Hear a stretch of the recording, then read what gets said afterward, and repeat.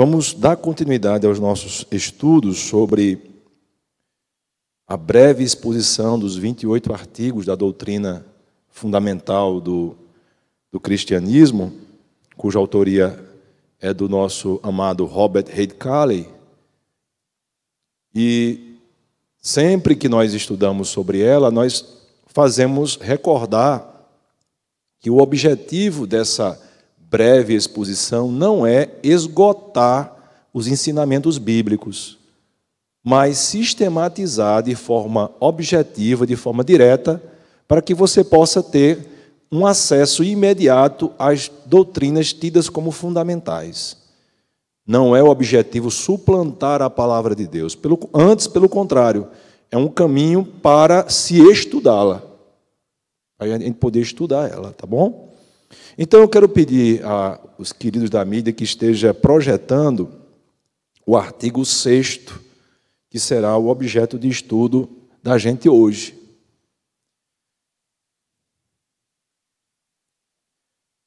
Diz assim o artigo 6º da breve exposição. Sim, antes de eu começar, eu quero pedir aos irmãos o seguinte. Hoje o nosso estudo vai ser usando muitos versículos da Bíblia, tá certo? Então, os amados ficam livres para abrir a Bíblia, fica à vontade. Mas eu pedi já ao pessoal da mídia que projetasse ali, para ficar mais rápido assim, o acesso dos irmãos à leitura, tá certo? Então, qual é o meu pedido? Os irmãos podem observar a projeção que será feita aqui, à medida que a gente for estudando os versículos, tá certo? Nós temos alguns hoje. Diz aí o artigo 6º, da criação do homem. Deus, tendo preparado este mundo para a habitação do gênero humano, criou o homem, constituindo-o de uma alma que é espírito e de um corpo composto de matérias terrestres. O primeiro homem foi feito à semelhança de Deus, puro, inteligente e nobre, com memória, afeições e vontade livre, sujeito àquele que o criou, mas com domínio sobre todas as outras criaturas deste mundo. Vocês estão percebendo na leitura do artigo? Pode continuar. Coloque aí novamente, por favor. O artigo 6º, só para a gente... aí não aparece, eu estou vendo aqui no artigo, não aparece, mas... Existem aqui 4 remissões, 4 indicações dos fundamentos bíblicos. Por exemplo, Deus, tendo preparado este mundo para a habitação do gênero humano, criou o homem. Essa é a primeira remissão, que está em Gênesis, do capítulo 1, do verso 2 a 27. Aí ele continua, constituindo de uma alma que é espírito, a remissão seguinte, que está em Eclesiastes, capítulo 12, verso 7, e de um corpo composto de matérias terrestres, Gênesis 2:7. O primeiro homem foi feito à semelhança de Deus, Gênesis 1, 26 e 27, puro, inteligente, nobre, com memória, afeições e vontade, livre, sujeito àquele que o criou, mas com domínio sobre todas as criaturas deste mundo, Gênesis 1, 28. O que isso quer dizer? Quer dizer que nosso Robert Reid Cayley, quando ele escreveu esse artigo, ele fez com base nestes textos que eu acabei de descrever. Por isso que o artigo 6º ele tem 4 remissões à Escritura Sagrada. Bom, desse artigo, para nós estudarmos ele com amor, foi dividido em alguns tópicos. O primeiro deles é a criação do mundo, um ambiente para o homem. O tópico número 2, como Deus criou o homem. O tópico número 3, qual é a constituição do homem. E o tópico número 4, aqui, o homem à imagem e semelhança de Deus. E, por fim, quando criado, em que condições Deus o criou. Então, nós temos essa divisão desse artigo e vamos analisar uma a uma. Amém, irmãos? E o primeiro tópico é a criação do mundo, um ambiente para o homem. Antes de Deus criar o homem, ele criou o mundo para que o homem habitasse nele. Gênesis capítulo 1, verso 1. No princípio criou Deus os céus e a terra. A criação, descrita nesse primeiro tópico, implica dizer que Deus criou o mundo sem nenhuma causa pré-existente. O que isso quer dizer? Quer dizer que o mundo foi criado pela palavra de Deus. Deus fez todas as coisas sem usar nenhuma outra matéria anterior. Por isso que nós cremos que Deus criou o mundo pela sua palavra. Ele disse que haja e houve. Então, a criação é o ato pelo qual Deus fez todas as coisas sem o uso de matéria, sem o uso de matéria pré-existente. Adalto Lourenço, que é um estudioso da relação entre a ciência e a Bíblia, ele diz o seguinte: pode-se provar cientificamente que o mundo foi criado, embora não seja possível provar cientificamente que Deus criou o mundo. Pois é pela fé que cremos que Deus criou o mundo. Ele mesmo diz isso. Hebreus capítulo 11, verso 3. Hebreus capítulo 11, verso 3.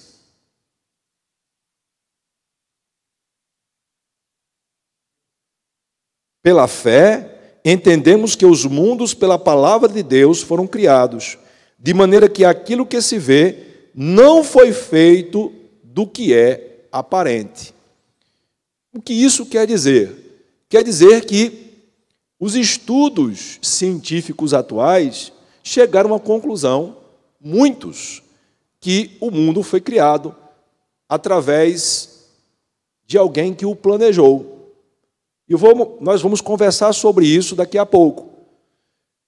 Embora que não haja provas científicas que Deus criou o mundo, porque nós cremos pela fé que Deus o criou. E isso ele deixa claro na sua palavra.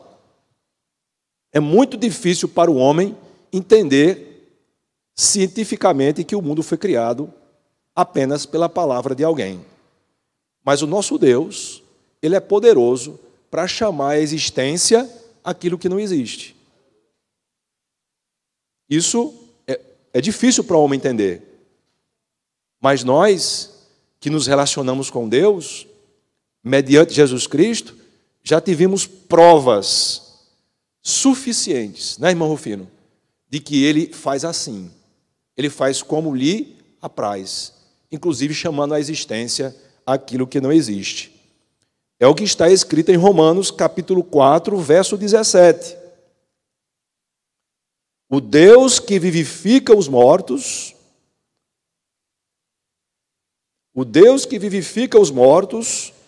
e chama à existência as coisas que não existem. Você já parou para pensar? Nós cremos na palavra de Deus e nos deliciamos dela, né? Você já parou para pensar um segundo aquele momento em que Jesus chamou Lázaro para fora? A voz de Jesus é tão poderosa, irmãos, tão tremenda, que ela foi escutada na eternidade, quando Lázaro já jazia morto. Você já parou para pensar nisso? Porque ele estava morto há 4 dias. A voz do Senhor Jesus transcendeu o plano terrestre e chegou até onde Lázaro estava, porque ele disse o quê? Lázaro, venha para fora. E aquele que jazia morto voltou a viver. Porque o nosso Deus, ele chama à existência aquilo que não existe.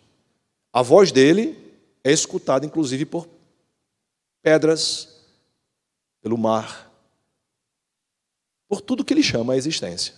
Porque nós cremos assim e Ele faz assim. Meus amados, essa fé que nós temos é chamada de criacionismo. Nós cremos que o nosso Deus criou todas as coisas. E não apenas nós cremos assim, mas cientistas de grande porte pensaram assim, e por causa da forma como eles pensaram, dessa forma, crendo que Deus criou todas as coisas, eles fizeram descobertas tremendas na ciência. A bem da verdade, a ciência moderna, os principais cientistas da ciência moderna, eles fizeram grandes descobertas porque eles criam que as coisas foram criadas. Dentre eles, Isaac Newton, Blaise Pascal, Kepler, Ampère, essa energia aí que hoje nós estamos vendo funcionar tudo, o cientista da eletricidade é chamado Ampère. É tanto que ele é a unidade, de corrente. Quem gosta de eletricidade aqui sabe. Tantos amperes de corrente. Esse Ampère é o nome do cientista que descobriu exatamente esse fato. Ele era criacionista. Morse, do código Morse. Graham-Bell, do telefone. Lavoisier, Gay-Lussac, Louis Agassiz, Cuvier e Louis Pasteur. Cientistas de grande gabarito, de grande influência em toda a ciência, inclusive até hoje, ele é citado, eram criacionistas. Eles criam que havia um Criador. Eu posso afirmar, irmãos, que a Bíblia e a ciência não estão em rota de colisão. Elas não se chocam, embora que muitos cientistas sejam ateus. Louis Pasteur, criacionista, ele já dizia: um pouco de ciência afasta o homem de Deus, mas muita ciência aproxima o homem de Deus. O que ele estava dizendo? Ele estava dizendo que enquanto alguém estudava ciência apenas superficialmente, ele duvidava da existência de Deus. Mas quando alguém se aprofundava na ciência, via que uma complexidade tão grande não poderia ser feita se não houvesse um Criador. Meus irmãos, e as provas disso são muitas. Eu vou discorrer sobre algumas. Primeira, vamos falar sobre os nossos olhos. Você sabia que você, no seu olho aí, nesse pequeno olho, tem apenas 60 milhões de fios condutores? 60 milhões de fios condutores, todos encapados, viu? Todos encapados para fazer chegar a imagem que você está vendo agora no seu cérebro. Quem descobriu isso? John Wilson, o oftalmologista. Você sabia, e acho que isso aí você sabia, certamente, já ouviu falar, inclusive tem um louvor de Sérgio Lopes que fala sobre isso, sobre as aves do céu. Parece uma coisa assim que nós já estamos acostumados a ver. Um bando de árvores migrando, de um lugar para outro. Mas pense aqui comigo, como é que elas se reúnem? Como é que elas planejam ir de um lugar para outro? Se combinam? Como é isso? E quando elas fazem essa viagem por quilômetros, atravessando mares? Como é que isso funciona na cabeça desse passarinho? Somente um Criador para colocar isso na cabeça das aves. Irmãos, e as abelhas? As abelhas constroem as paredes dos alvéolos da colmeia numa posição tal que o mel não escorre e usa menos cera para fazer essa cobertura e o espaço dos alvéolos é o suficiente para que haja o devido armazenamento do mel e a ocupação da abelha. É o que nós chamamos da arquitetura das abelhas. Ela é um exímio arquiteta. As medidas dos alvéolos, que são aqueles espaços da colmeia, são em um formato hexagonal preciso. Muito preciso. Quem é que poderia instruir aquele pequeno animalzinho se não fosse alguém que tão tremendo quanto Deus? Uma outra engenheira formidável são as formigas. Né? Se você for abrir lá um formigueiro, você vai ver que tem uma cidadezinha ali embaixo, construída exatamente para proteger aquele pequeno animal dos seus predadores e salvaguardar ele nos tempos de dificuldade. Além disso, eles têm uma organização social tremenda. Lá tem a rainha, tem os machos, tem as operárias. Quem é que colocou esse comando num animalzinho tão pequenininho? Não seria outra pessoa que não fosse um Criador da magnitude de Deus. E a arquitetura também do João de Barro. Interessante é que na construção do ninho, a posição da entrada do ninho de João de Barro é uma posição tal que protege ele e a sua família do vento. Inclusive, ele faz a divisão dos cômodos dentro do seu ninho. E tem mais. Ele usa uma palha que vai assegurar o calor no frio e o frescor no inverno. Quem trouxe essa sabedoria para esse pequeno animal? Quem foi que passou para ele esse conhecimento? E os peixes? Eles migram no inverno, no tempo das desovas, para as águas mais profundas e escuras para poder procriar, para poder se salvaguardar dos seus predadores. Irmãos, exemplo no reino animal. Agora vamos falar um pouco sobre outros exemplos. Você sabia que se a Terra fosse 10% maior ou menor, a vida nela seria impossível? Se o tamanho da Terra fosse 10% menor ou maior, nós não teríamos vida possível na Terra. Já dizia o Wallace, um astrônomo. Meus irmãos, se a distância da Terra ao Sol fosse maior ou menor, não suportaríamos nem o calor nem o frio. Quem é que mediu os céus a palmo? Que tem a sua vara de medir com precisão, senão o Senhor? Irmãos, tem mais. A inclinação da Terra, a Terra ela é inclinada a 23 graus. Essa inclinação, ela é milimetricamente feita pelo nosso Deus, foi feita pelo nosso Deus, para que a temperatura nos polos e na parte central fosse a adequada.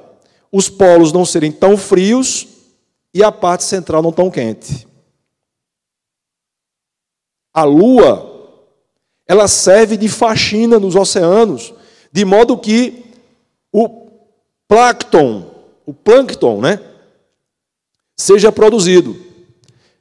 Então, esse movimento das marés, das ondas, que faz e leva o plâncton, permite que o oxigênio na Terra seja renovado.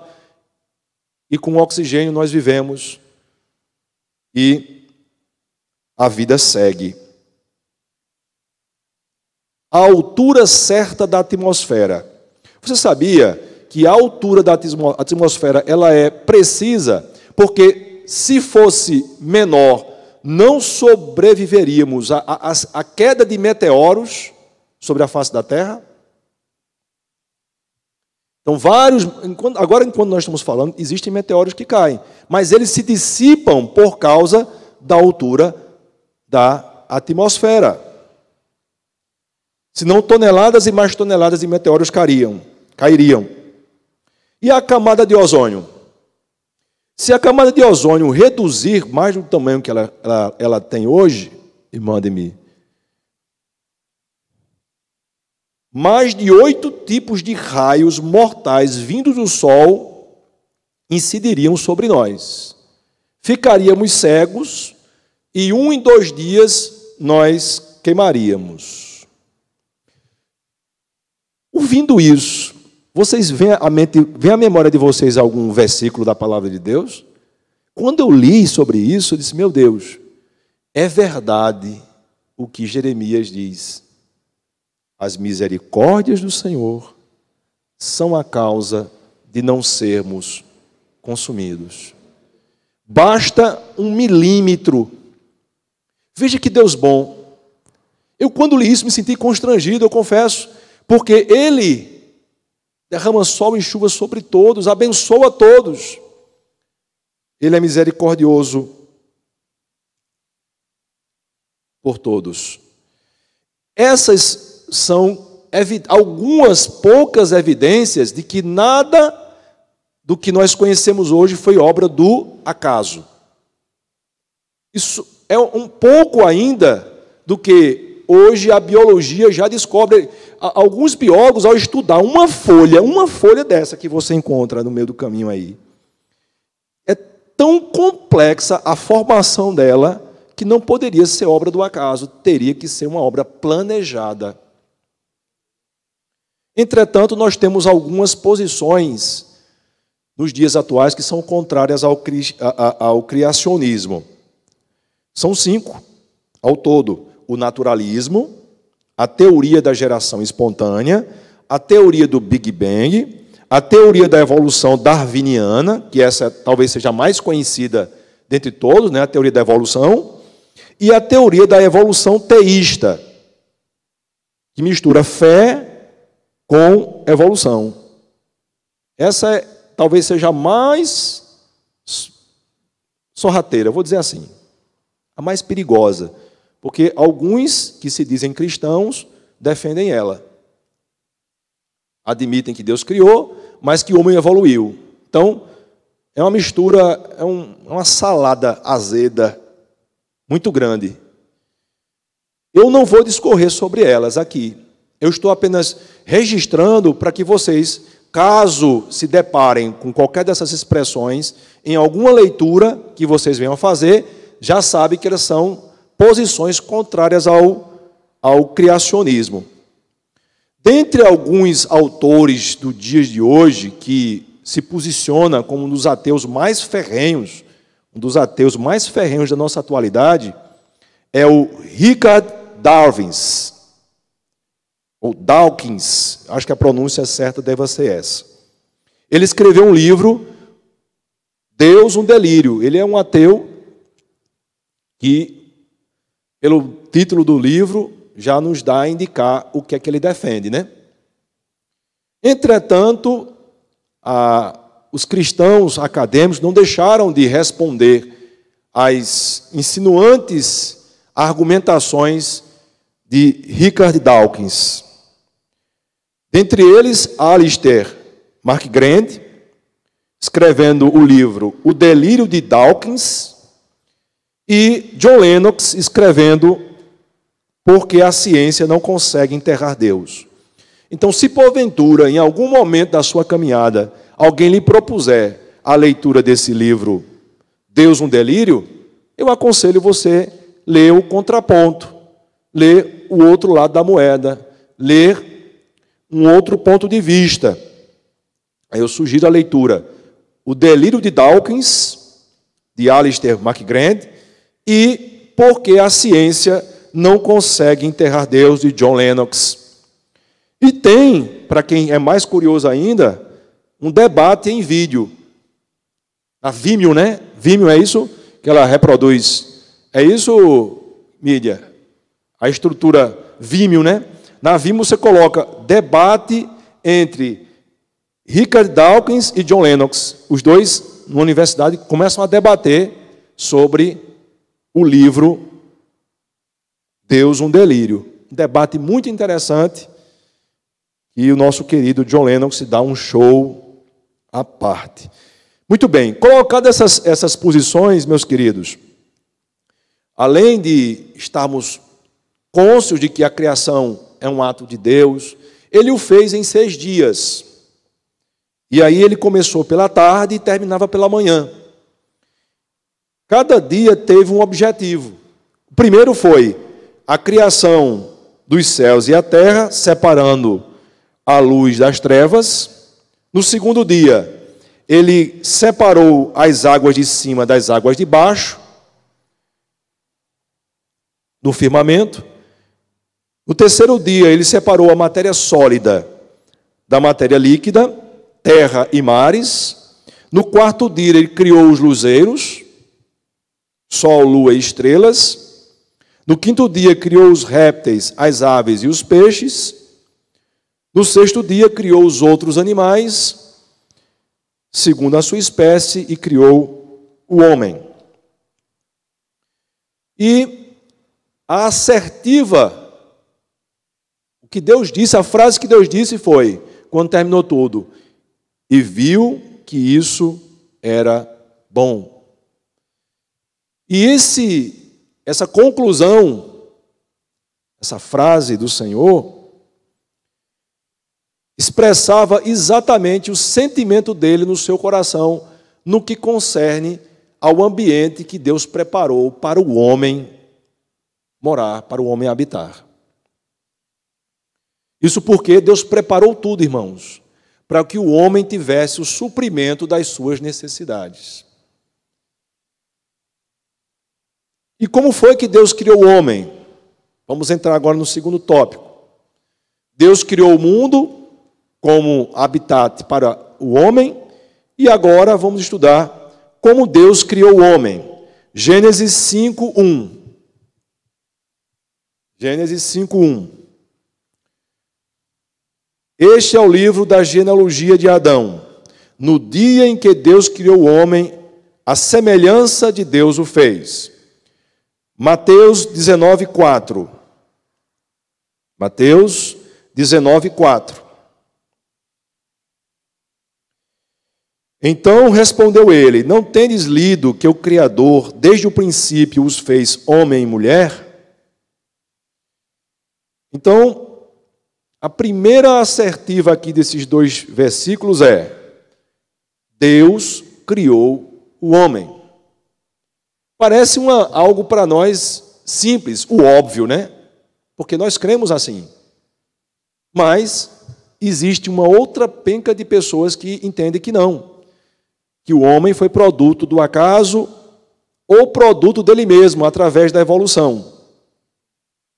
Mas o homem não foi produto do acaso. E nem produto de uma evolução. O homem existe porque Deus o criou. E nós cremos assim, por fé. Mas nós vamos ver que existem algumas evidências de que as Escrituras dizem a verdade. Evidências científicas. Nós cremos por fé, mas tem outras evidências. Muito bem. Que Deus criou o homem, nós vimos isso. Agora, para que o homem foi criado? Qual é o propósito da criação do homem? Eu acredito sempre que quando nós pensamos e lemos alguma coisa na palavra de Deus, a gente precisa fazer essa pergunta. Por mais que o versículo seja simples. Para que Deus está me dizendo isso? O que eu vou fazer com isso? E aí, quando eu cheguei nesse tópico aqui da lição, eu fiquei pensando, poxa, é verdade que eu vou compartilhar com os irmãos sobre o fato de Deus ter criado o homem. Mas para que Deus criou o homem? E ele diz na sua palavra, o propósito. Isaías 43:7. a todos os que são chamados pelo meu nome e os que criei para minha e que formei. Parece algo simples, mas é o objetivo da minha vida e da sua vida. Você foi criado para a glória de Deus. E eu costumo dizer lá em casa, Ezequiel está ali no som, eu converso muito sobre isso, eu disse, olha, você foi criado para o louvor da glória de Deus. E todas as vezes que você louva o Senhor, você percebe que você fica alegre, que você fica feliz. E toda vez que você faz uma coisa que agrada a Deus, você também fica feliz. É porque você está entrando no propósito pelo qual Deus lhe fez. Quando você não faz, você percebe que você se entristece. Você que tem o Espírito Santo de Deus. Por quê? Porque você está saindo do propósito. Uma coisa eu descobri, irmão Rufino, nessa caminhada cristã, é que todas as vezes que nós entramos no propósito de Deus, somos bem-aventurados. Por isso que ele deixou a Bíblia, para que nós entendamos qual é o propósito dele para as nossas vidas. Então, louvar a Deus faz muito mais bem para mim e para você do que para o próprio Deus. Você sabia disso? Eu creio desse mesmo jeitinho. Ele é digno. Irmãos, enquanto nós estamos aqui, agora, louvando o nome do Senhor através dessa conversa que nós estamos tendo, existe um culto contínuo, incessante na presença de Deus, de louvor e de adoração. Os anjos dizem, santo, santo, santo. Aí lá vem a igreja congregacional, louvando, aí de repente, não é que atrapalha, mas entra no meio daquele culto. Olha meus filhos ali louvando, também. Agora que o negócio vai ficar bom. É para isso que nós fomos criados. E nos realizamos nisso. A Bíblia descreve a constituição do homem. Gênesis 2:7. Então formou o Senhor Deus ao homem do pó da terra, e lhe soprou nas narinas o fôlego de vida, e o homem passou a ser alma vivente. Irmãos, deixa esse versículo aí no mostruário. Preste atenção aí na expressão pó da terra. Eu morei muitos anos no sítio Genipapo e lá a estrada era de barro. E toda vez que passava o ônibus, vinha aquela poeira. Aquilo é o pó de onde o primeiro homem foi formado. Olha que coisa extraordinária, irmãos. Deus fez o homem do pó da terra, da poeira da terra. Olha que Deus maravilhoso, Deus tremendo, Deus poderoso.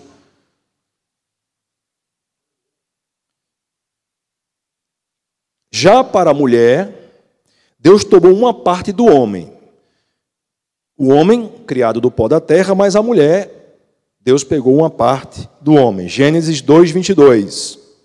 E a costela que o Senhor Deus tomara ao homem, transformou-a numa mulher e lhe a trouxe. Gênesis 2:22. Então, aqui nós conseguimos ver que do homem foi formado do pó da terra e a mulher da costela. Isso tem muita informação, né? Deus não tirou a mulher aqui dos rins, não, viu? Nem das costas. Ele tirou da costela. Olha que Deus isonômico, né? Deus que não faz acepção de pessoas. Tornou os dois iguais, mas diferentes. Com constituição diferente, mas não trouxe, não tirou, não colocou a mulher numa posição de inferioridade. Deus não é maravilhoso, irmãos? Então, o homem do pó da terra e a mulher da costela. Então, desse casal, de Adão e Eva, descendeu física e espiritualmente toda a humanidade. Não apenas fisicamente, mas espiritualmente. Vamos lá para Atos dos Apóstolos, capítulo 17, verso 26. Diz assim: de um só fez toda a raça humana para habitar sobre toda a face da terra, havendo fixado os tempos previamente estabelecidos e os limites da sua habitação. Então a Bíblia relata que, fisicamente, nós descendemos de Adão, mas também espiritualmente herdamos, de Adão. Romanos 5,12. Romanos 5,12. Portanto, assim como por um só homem entrou o pecado no mundo, pelo pecado a morte, assim também a morte passou a todos os homens, porque todos pecaram. Então, Deus criou Adão, criou Eva, toda a humanidade descendeu desse casal. Fisicamente, nós temos essa herança, mas também herdamos a condenação no pecado e a morte por causa dele. Então, descendemos tanto fisicamente como espiritualmente. E aí, por isso que Jesus veio, chamado o quê? Filho do homem. Por quê? Porque foi uma promessa de Deus lá na criação, só. Porém a inimizade entre o teu descendente e a serpente, e ele ferirá a cabeça. Por isso, o tempo todo ele faz menção ao Filho do Homem. Então, Jesus é aquele que foi prometido lá, quando o homem caiu no Éden. Prometido para que eu e você pudéssemos ter reconciliação com o Pai. Então, como Deus criou o homem, criou pelo seu poder, a partir do pó da terra e a mulher da costela. E eles, a costela do homem. E dele descendeu física e espiritualmente toda a humanidade. Tópico número 3. Qual é a constituição do homem? De que o homem é formado? O homem, ele é uno. Ele é um todo. É tanto que se você olhar para o seu colega que está aí ao lado, você não vai conseguir distinguir as suas partes. Eu olho para Ademir aqui, estou vendo ele, muito bem, obrigado, num todo. Mas Ademir, como eu, é formado por uma parte física e uma parte espiritual. E aí nós temos duas correntes que trabalham a questão da parte espiritual, que a parte física, não há discussão, não há debate, ela é visível, ela é tangível, você pode perceber isso claramente, principalmente quando você leva uma topada, quando alguém pisa no seu pé, quando você precisa ir ao oftalmologista, etc., e assim por diante. Não há dificuldade da gente discorrer sobre isso, apesar de que nós vamos falar também sobre a parte física do homem. Mas existe uma posição que nós chamamos dicotomista para dizer que alma e espírito é a mesma coisa, certo? Alma e espírito é a mesma coisa, e tem a corrente chamada tricotomista, que diz que alma é diferente de espírito. O artigo 6º que nós apresentamos a vocês no início da pregação, na nossa conversa aqui, ela tem a posição dicotomista, tá? Que diz que a alma e o espírito têm a mesma essência, é a mesma coisa. E aí, ela discorre pela Bíblia, mostrando por que alma e espírito é a mesma coisa. Então, essa parte espiritual do homem é exatamente aquela que faz o homem pensar, querer, sentir, perceber, raciocinar, tanto se relacionando com as outras pessoas ou na sua ética moralmente. Então, esses pensamentos, essas decisões morais que nós tomamos, decorrem dessa parte espiritual que o homem tem. Muito bem, por que alma e espírito representam a mesma coisa? Gênesis 2:7. Agora nós temos mais alguns textinhos, né? O homem criado como alma vivente. A Bíblia assevera que o homem foi criado como alma vivente. Então formou o Senhor Deus ao homem do pó da terra, lhe soprou nas narinas o fôlego de vida, e o homem passou a ser alma vivente. Segundo argumento, a palavra alma e espírito, tanto no Antigo Testamento como no Novo Testamento, expressam a mesma coisa. Gênesis 41:8. De manhã, achando-se ele de espírito perturbado, mandou chamar todos os magos do Egito, e todos os seus sábios lhe contou os sonhos, mas ninguém havia que lhes interpretasse. Esse espírito perturbado aí era de quem? Do faraó, que ele teve sonhos, né?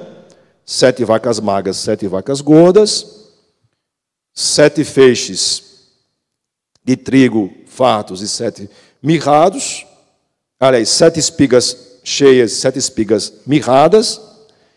Eu me lembrei do sonho de José, né? dos feixes de trigo. E aí, a Bíblia relata que ele teve o espírito perturbado. 1 Reis 17:21. E estendendo-se 3 vezes sobre o menino, clamou ao Senhor e disse: Ó Senhor meu Deus, rogo que faças a alma deste menino tornar a entrar nele. Está se referindo à passagem da ressurreição do filho da viúva de Eliseu, né? Aqui foi quando Eliseu orou sobre a alma do menino, para que ela retornasse. Salmo 42:6. Sinto abatida dentro de mim a minha alma. Lembro-me, portanto, de ti nas terras do Jordão e no Monte Hebrom e no outreio de Mizar. Então, mais uma vez, no Antigo Testamento utiliza a palavra alma. Mateus 26:38. Mateus 26:38. Então lhes disse: a minha alma está profundamente triste até a morte. Ficai aqui e vigiai comigo. Isso é Jesus falando. Ele usando a expressão, a palavra alma. Lucas 8:55. Lucas 8:55. Voltou-lhe o espírito, ela imediatamente se levantou, e ele mandou que lhe dessem de comer. Jesus falando aqui, exatamente na ressurreição desse moço. Usou a palavra espírito. João capítulo 12, verso 27. Agora está angustiada a minha alma. E que direi eu? Pai, salva-me desta hora. Mas precisamente com este propósito vim para esta hora. Jesus falando, ele usa a palavra alma. João 13:21. Ditas estas coisas, angustiou-se Jesus em espírito e afirmou: em verdade vos digo que um dentre vós me trairá. Jesus aqui falando sobre a sua angústia, e a Bíblia relata usando a palavra espírito. Além da alma e espírito serem usadas no Antigo e no Novo Testamento para dizer a mesma coisa, a atribuição de alma a Deus, que é espírito. Nós sabemos que Deus é espírito. Mas as Escrituras atribuem também a palavra alma. João 4:24. Deus é espírito e importa que os seus adoradores o adorem em espírito e em verdade. Hebreus 10:38. Todavia o meu justo viverá pela fé, e se retroceder, nele não se compraz a minha alma. Então, Deus é espírito, mas também as escrituras falam que ele tem alma. Então a expressão alma e espírito representam a mesma essência. A Bíblia não faz distinção. Isaías 1:14. Isaías 1:14.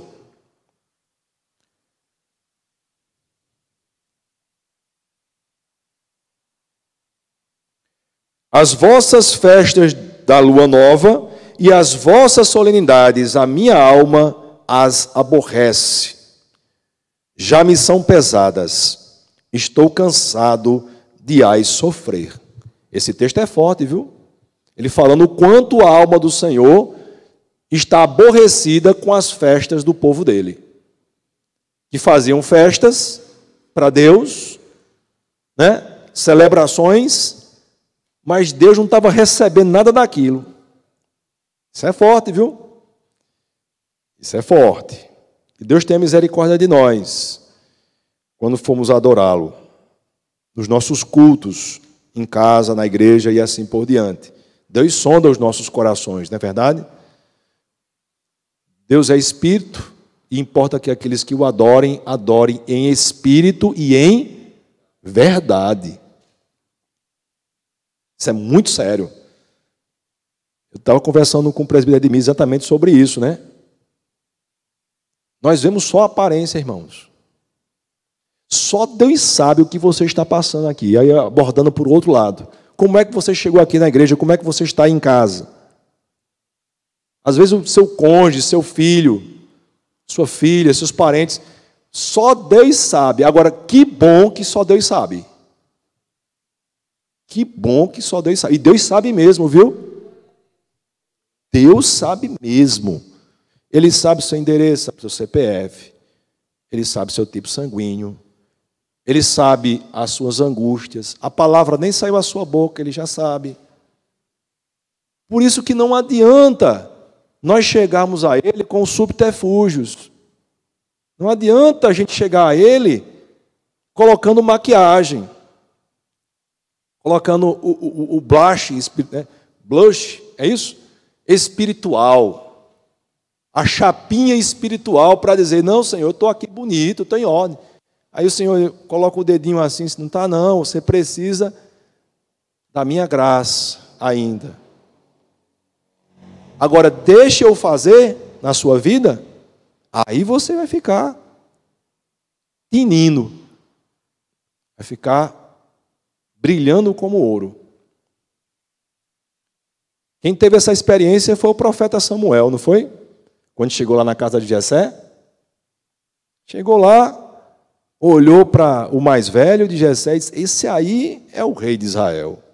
Aí o Senhor disse, meu filho, acho que você não aprendeu nada comigo ainda. Você tem muito que aprender ainda, viu, Samuel? Porque o homem vê só a aparência, eu olho o coração.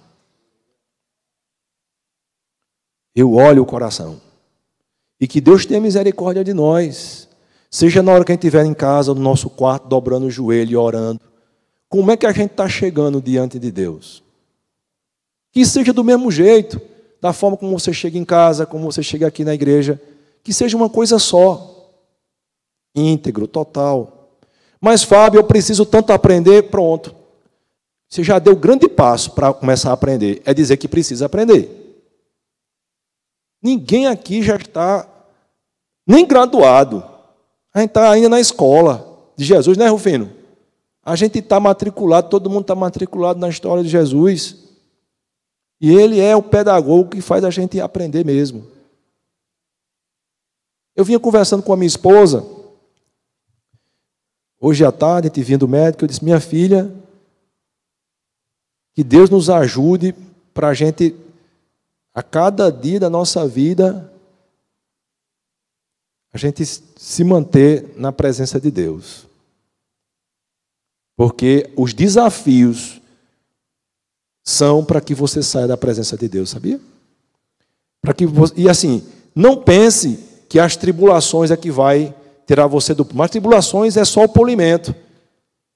O que é mais perigoso do crente chama-se a prosperidade material.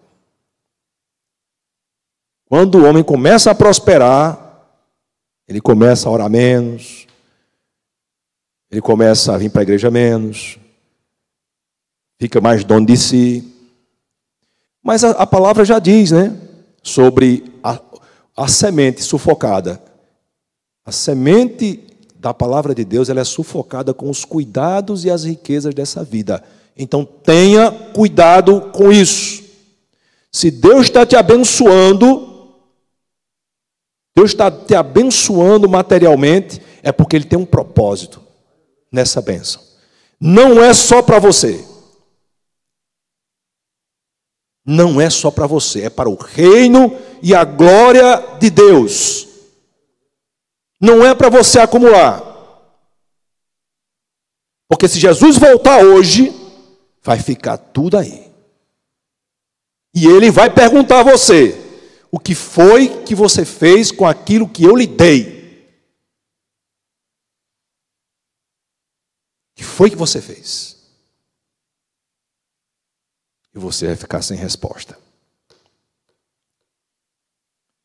Que Deus nos ajude. Em nome de Jesus. A morte tanto significa a partida do espírito como da alma. Lucas, capítulo 23, verso 46. Então Jesus clamou em alta voz: Pai, nas tuas mãos entrego o meu espírito. Atos 7:59. Atos 7:59. E apedrejavam Estevão, que invocava e dizia: Senhor Jesus, recebe o meu espírito. Gênesis 35:18. E ao sair-lhe a alma, porque morreu, deu-lhe o nome de Benoni, mas seu pai lhe chamou Benjamim.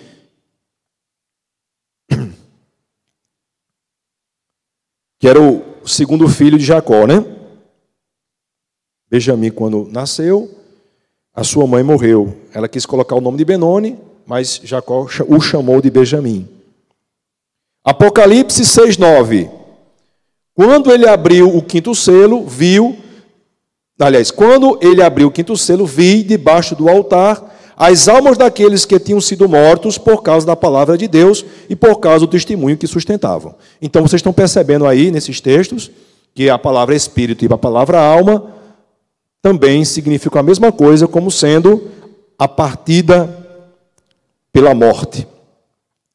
O corpo e a alma são partes do homem, do todo do homem, né?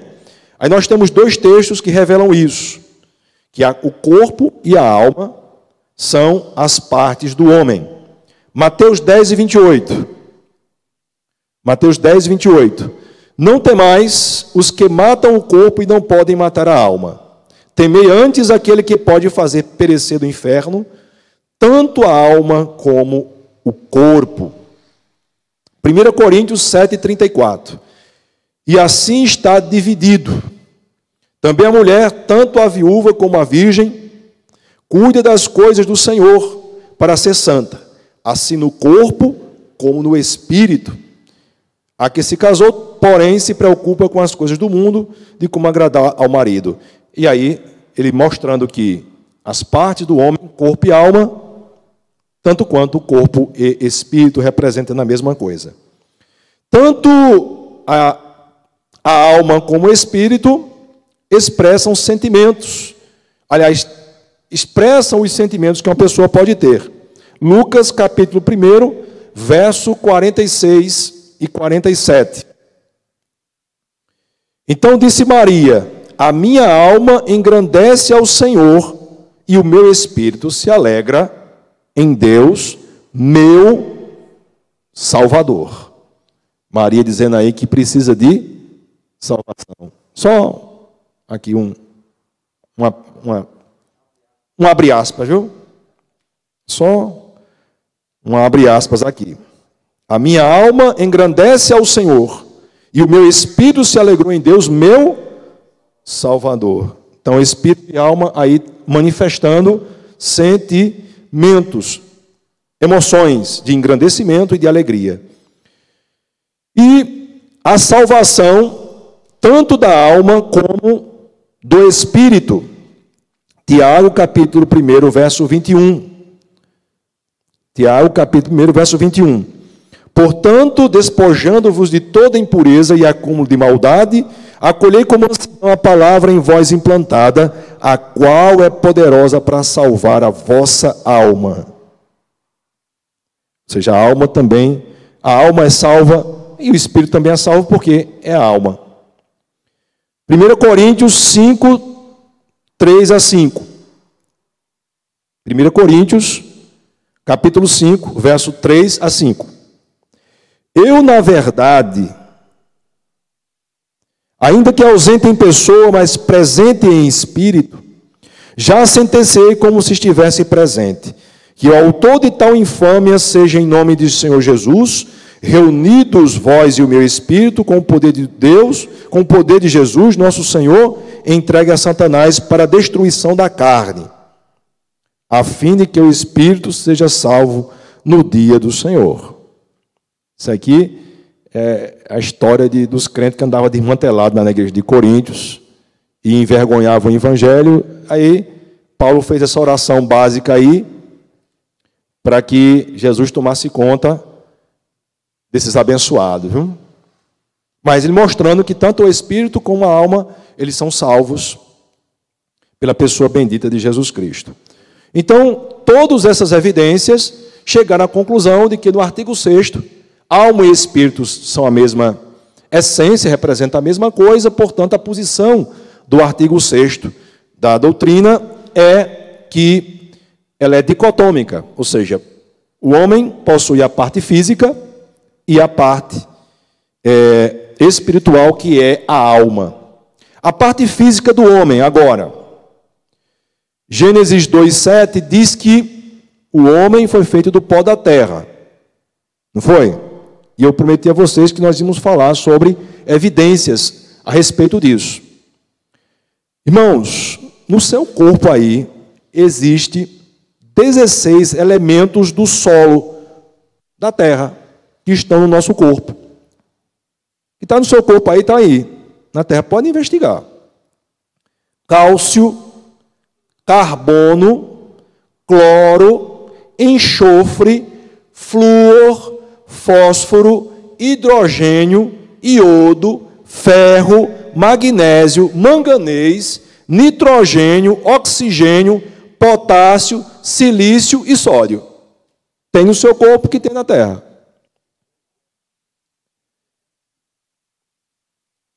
O que isso quer dizer? Primeiro, que Deus é tremendo. Que Ele pode do nada fazer tudo. Isso aí, louvado seja o seu eterno nome para sempre. Mas a outra informação, que é importantíssima para nós, gente, a gente precisa pensar assim, o que é que aquele texto tem a ver comigo? Porque a Bíblia foi escrita para a gente, para dizer o que é quem tem que fazer. Então, por que Deus está falando assim, ó, Fábio, tu fosse feito do pó da terra? Ele está dizendo assim, Fábio, você é frágil, você é mortal, você é um sopro.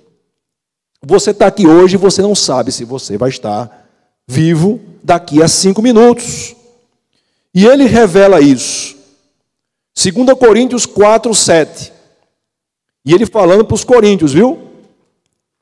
Temos, porém, este tesouro em vasos de barro para que a excelência do poder seja de Deus e não nós.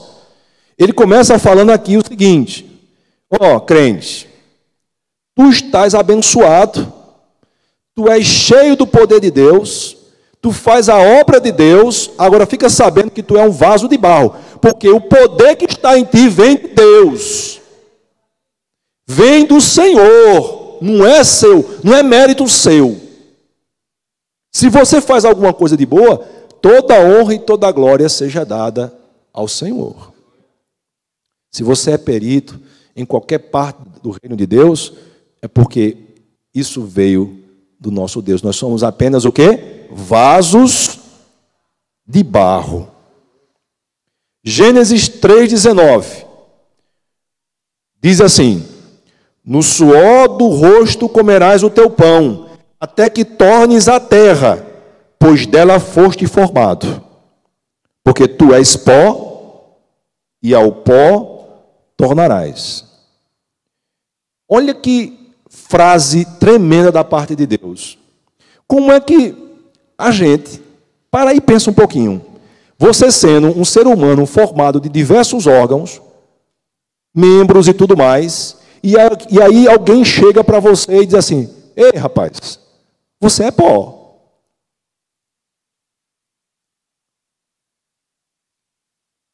Somente aquele que nos criou a partir do pó é que pode dizer uma coisa dessa, porque nós somos pó mesmo. Eu não sei se você já teve a oportunidade de abrir uma sepultura. Eu já tive algumas vezes de ajudar, né? Colocar, remover o osso e colocar no outro lugar. Irmão Gilberto, escapa os cabelos e os ossos, viu? O resto vai embora. Vai embora. Escapa os ossos e os cabelos para contar a história, sabe, Gilberto? Para dizer assim: houve aqui um homem, uma vez aqui na história. Para saber que nós somos mortais. Nós somos mortais. Irmãos, por que é que, assim, eu fiquei muito... Eu confesso, pastor, que quando eu estava estudando essa lição, eu fiquei pensando: meu Deus, o que é que eu posso aplicar esse estudo que eu estou fazendo na minha vida? O que é que eu, de tudo isso que eu já estudei aqui, o que é que eu vou aplicar para mim? Por que eu preciso saber que eu sou pó? Por que eu preciso saber que eu tenho uma composição biológica, orgânica, e tenho alma e tenho espírito? Eu estou falando de mim enquanto nascido de novo, certo? Como cristão, como evangélico. Duas coisas que são importantes. Primeiro é que nós temos que cuidar do nosso corpo. Você sabia que você tem que cuidar do seu corpo? Você tem. Deus criou o seu corpo. Lá em Salmo 139 diz que ele foi tecido de uma maneira tão extraordinária. Aí ele diz: assombrosamente extraordinária. Foi Deus. Tem mais uma coisa: não foi o marido que fez o menino, não. Quem fez foi o Senhor. E a gente, meu Deus do céu, oh meu Deus, eu vou fazer alguma coisa em casa. Vou fazer uma coisa em casa. Ezequiel está ali para dizer: é um desastre. Eu tenho que pedir ajuda de Aparecida, minha esposa. Eu mal sei fazer uma coisa simples, quiçá fazer um bebê. Quem faz é o nosso Deus. Foi Ele que preparou toda a estrutura humana para que o bebê fosse formado no ventre. Então, irmãos, precisamos cuidar do nosso corpo. O nosso corpo, ele é templo do Espírito Santo. Todo mundo sabe disso aqui? Amém? Aleluia? Eu gostei do aleluia. Agora vamos dar aleluia também em 1 Coríntios 3,17. 1 Coríntios 3,17. É dura essa palavra, viu, Edmir? É dura, mas é a palavra de Deus. Olha só. Se alguém destruir o santuário de Deus, Deus o destruirá, porque o santuário de Deus, que sois vós, é... Eita, Jesus! Vai ter que pensar de novo como é que você está se alimentando. Como é que está o seu sono? Se você está reservando o tempo necessário para o seu descanso. Se você está ingerindo muitos alimentos industrializados. Se você está fazendo uma atividade física básica. Caminhada. Ninguém pode dizer que não pode dar uma caminhadazinha. Irmãos, vocês vão ter que... Isso é sério. Eu estou aqui em pé pela graça de Jesus Cristo, porque um dia, quando eu vi esse versículo, pronto, Senhor, eu estou estragando o templo que o Senhor me deu, o meu corpo. E isso, a palavra de Deus diz, lá em 1 Timóteo 4,8, o seguinte: pois o exercício físico para pouco é proveitoso, mas a piedade para tudo é proveitosa, porque tem a promessa da vida que agora é, da que há de ser. O que isso quer dizer? Ele diz o seguinte: olha, o exercício físico é pouco proveitoso. Ele está dizendo que não é proveitoso? Ele é pouco, mas é proveitoso. Precisamos ter um cuidado mínimo, básico. Você já parou para pensar? Eu vou aqui dar um exemplo. Irmãos, Jesus, olhe, a gente planeja uma coisa e Deus é que vai direcionando o coração da gente. Você já se colocou no lugar de Moisés, por um minuto, no lugar de Abraão? Você já parou para pensar que Deus, por exemplo, tem um chamado para você com 70 anos de idade, com 60, vamos pensar assim? E se você chegando nesse dia, que é o dia do chamado do Senhor, para você fazer alguma coisa na obra dele, e você está todo acabado, igual aqueles caminhão enferrujado. E você sabe, você tem que estar pronto para quando o Senhor dizer: vem cá, meu filho. Você, epa, Senhor, estou aqui. Disposto, com saúde. Se você tem um pouco mais de condição, invista na sua saúde. Você está cuidando do templo do Espírito Santo. Sabe para quê? Não é para você ficar bombadão, não, e se exibir, não. Isso é para você glorificar o nome do Senhor com a sua saúde. Você está disposto para ajudar o próximo, você está disposto para fazer a obra de Deus, você está com a mente boa. Você sabia que o exercício físico ajuda a liberar endorfina, e a endorfina ajuda você a ter mais concentração na leitura?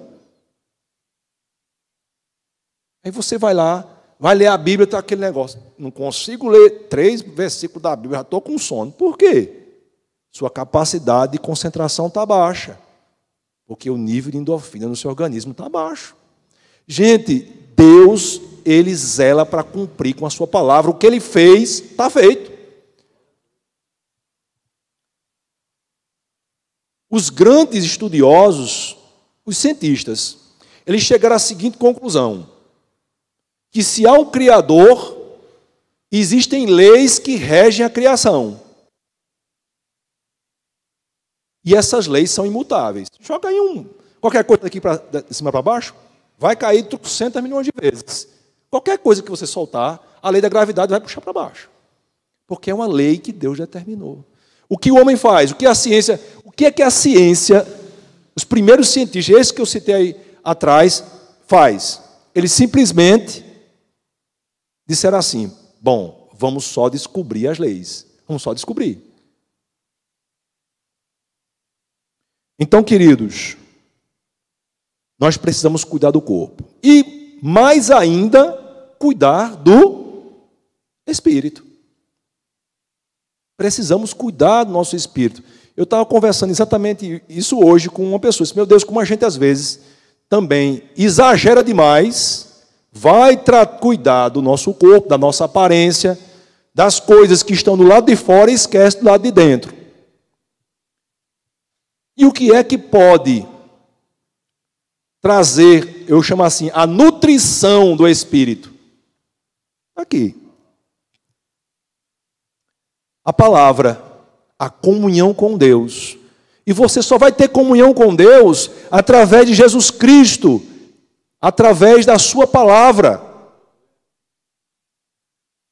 E olha, irmãos, é muito bom vir à igreja, eu gosto.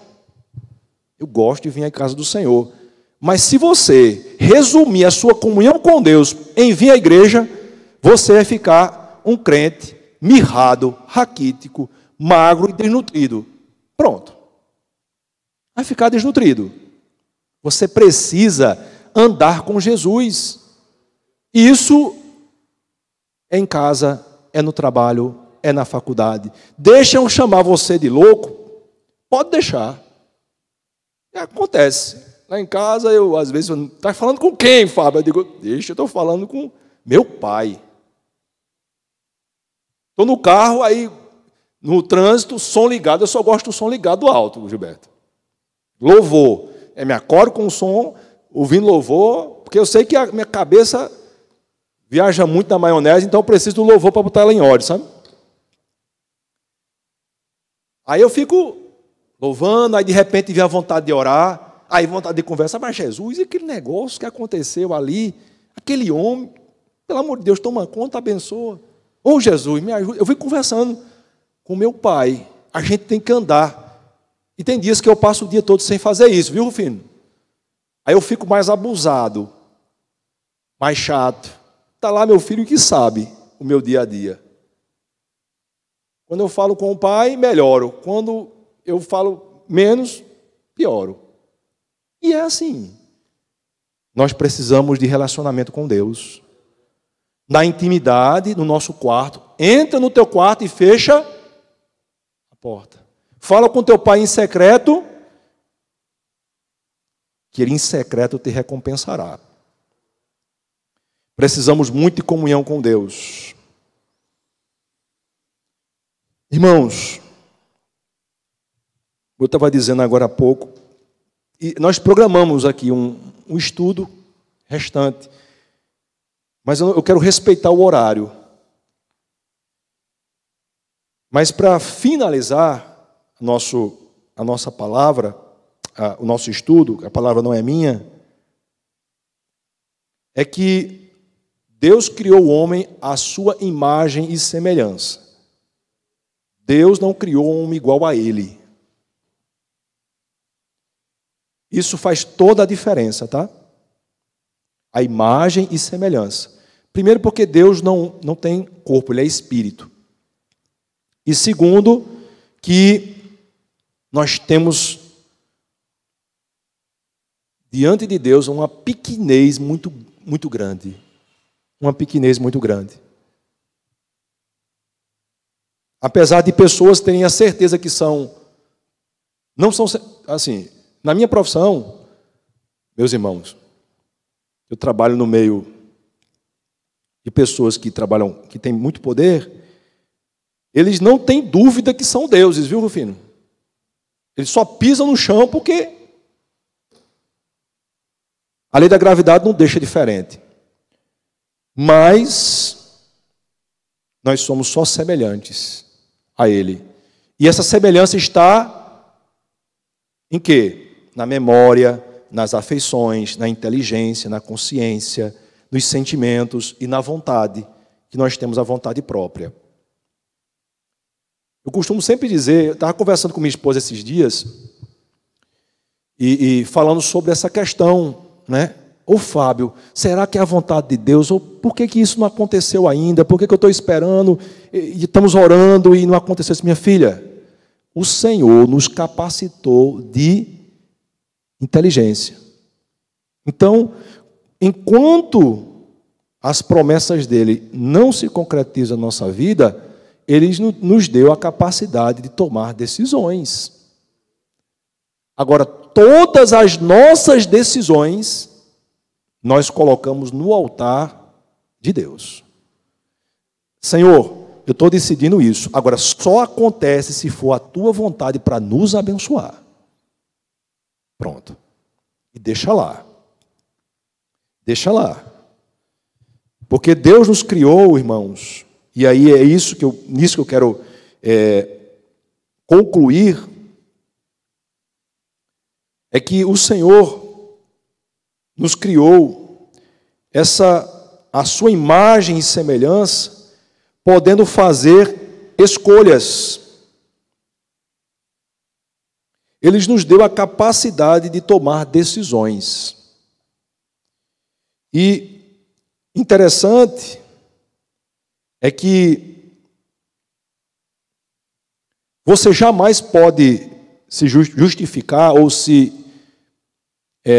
excusar de que você tomou decisões sob pressão. Você sabe por que a Bíblia ela foi conservada durante toda a história da humanidade? Foi exatamente para que nós tenhamos uma direção para as decisões certas. Porque ainda que você esteja sob pressões de toda a espécie, a Bíblia vai falar para você, olha, a esperança para o teu futuro, olha, confia em mim, olha, se mantém puro, olha, se mantém fiel, olha, crê em mim. Então, embora que nós tenhamos pressões de toda ordem, a Bíblia nos mostra o caminho a seguir. E aí você vai escolher. Eu vou ajustar a minha vontade à vontade de Deus ou não? O Senhor nos criou como homens livres.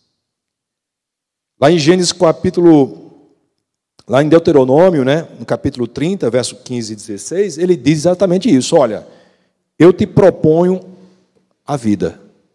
Agora, existe a vida e existe a morte. Existe o bem e existe o mal. Escolhe a vida. Então, queridos, todas as escolhas que nós fazemos, nós somos responsáveis por elas. O Senhor nos fez assim. E o trabalho que nós temos, ele não é maldição não, tá? O trabalho, ele veio antes do pecado, antes da queda. O Senhor instituiu o trabalho como uma bênção. Só que, depois do pecado, o homem teria que trabalhar muito mais. E seria muito mais difícil. E Deus entregou a terra para ele dominar, para ele tomar conta.